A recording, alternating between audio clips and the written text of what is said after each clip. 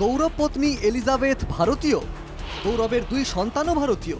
তাহলে কি এলিজাবেথ একজন এনআরআই? পাসপোর্ট নয়, গৌরব পত্নীর আছে ওসিআই কার্ড। হ্যাঁ, ওসিআই মানে ওভারসিজ সিটিজেন অফ ইন্ডিয়া। যেমন নন রেসিডেন্সিয়াল ইন্ডিয়া বা এনআরআই হয়, ঠিক তেমনই ওসিআই বা ওভারসিজ সিটিজেন অফ ইন্ডিয়াও হয়। দুক্ষেত্রেই এরা ভারতীয় নাগরিক, তবে কিছু শর্ত সাপেক্ষে। এনআরআই মানে বিদেশে বসবাসকারী ভারতীয় নাগরিক। চাকরি বা অন্যান্য কোনো কাজের জন্য ভারতীয় নাগরিক হয়েও বিদেশে থাকতে হচ্ছে যাদের, তারা ওসিআই। আর ওসিআই মানে একসঙ্গে দেশ ও দেশের বাইরে থাকতে পারেন এমন ভারতীয় নাগরিক। যখন খুশি, যতদিন, যেখানে খুশি সেখানেই থাকতে পারবেন ওসিআই কার্ড হোল্ডাররা। এজন্য তাদের কোনো ভিসা অ্যাপ্লাই করতে হয় না। তার মানে ওসিআই কার্ড হোল্ডাররা একরকম স্থায়ী ভিসার মালিক। আর তাই বিয়ের পর টানা কয়েক মাস গৌরবের সঙ্গে নয়াদিল্লিতেই ছিলেন এলিজাবেথ। এবার ব্রিটেনে মা বাবার কাছে চলে যান তিনি। প্রয়োজনে আবার ফিরেও আসতে পারবেন যে কোনো সময়। কোনো বাধ্যবাধকতা বা আইনি বাধা নেই। ভারত সরকারই তাকে সেই অনুমতি দিয়েছে, তবে কিছু শর্ত সাপেক্ষে। যেমন ভারতীয় নাগরিক হলেও ভোটাধিকার থাকবে না ওসিআই কার্ড হোল্ডারদের। ভারতে অনুষ্ঠিত কোনো ধরনের নির্বাচনে অংশ নিতে পারবেন না ওসিআই কার্ড হোল্ডাররা। পাবেন না কোনো সরকারি চাকরিও। ঠিক সেই কারণেই ভারতীয় ভোটার তালিকায় নেই এলিজাবেথের নাম। কারণ ভারতীয় নয়, ব্রিটিশ পাসপোর্ট আছে এলিজাবেথের।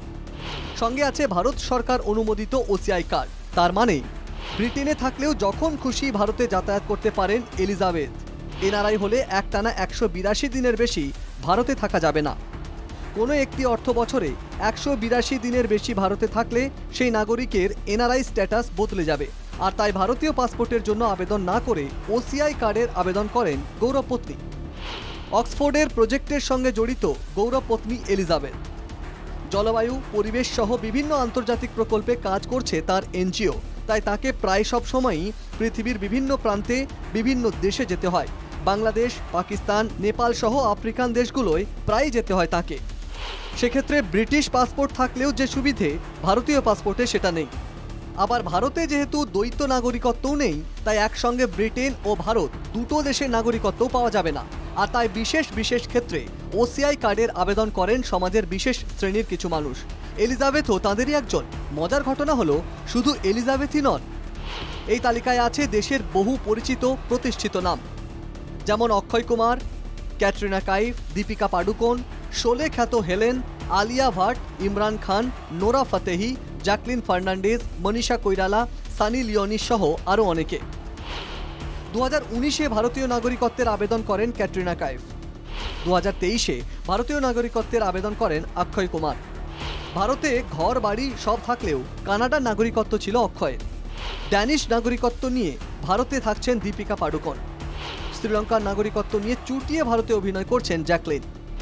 নোরা বা সানি লিওনির রয়েছে কানাডার নাগরিকত্ব। অথচ এদের সবাইকে স্বাভাবিকভাবেই ভারতীয় বলে জানি, চিনি আমরা। এলিজাবেথের মতোই এদের সবার রয়েছে ওসিআই কার্ড। মানে বিনা শর্তে যতদিন খুশি ভারতে থাকতে পারবেন এরা। নাগরিকত্ব না থাকলেও এরা বিদেশি নন, ভারতীয়ই। ঠিক সেইভাবেই ব্রিটিশ পাসপোর্ট থাকলেও এলিজাবেথও ভারতীয়। ভারত সরকারই সেই অনুমতি দিয়েছে গৌরব পত্নীকে। সেই একই সূত্র ধরে গৌরবের দুই সন্তানও ভারতীয়। তাই গৌরব পরিবারের 3 সদস্যই বিদেশি, এই দাবিও ভিত্তিহীন, সম্পূর্ণ বেআইনি। এমনটা আর বলা যাবে না।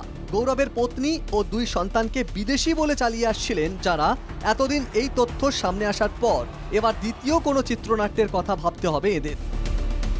Bureau report, NKTV Bangla.